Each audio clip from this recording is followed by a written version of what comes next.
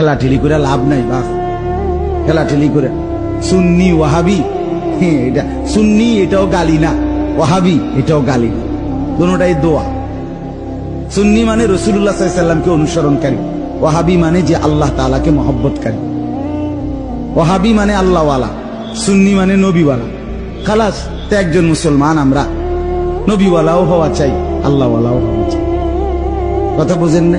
চলেন মিলেমিশে আমরা সবাই আল্লাহকেও ভালোবাসি, রাসূলকেও ভালোবাসি, সাল্লাল্লাহু আলাইহি ওয়াসাল্লাম, নবীকেও ভালোবাসি, সবাই ভালোবাসি, সবাই ভালোবাসি।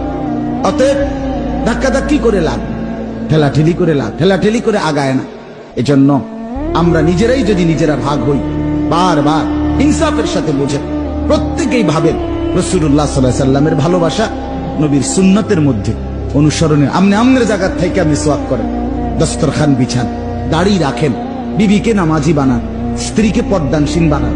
আমনে আমনের ফিরের কাছে থেকেই আমনের ঘরের থেকে টেলিভিশনের আওয়াজ বন্ধ করেন, কোরআন শরীফ সহি শুদ্ধ করেন, জিকির করেন। আমনে আমনের জায়গা থেকে নবীজি সাল্লাল্লাহু আলাইহি সাল্লামের সুন্নাত মোতাবেক নিজের জীবন চালান, কোনো অসুবিধা নাই। ঠেলাঠেলির কি দরকার? সবাই মিলে মিশে যেন আমরা জান্নাতি হতে পারি। আল্লাহ তৌফিক দান করুন।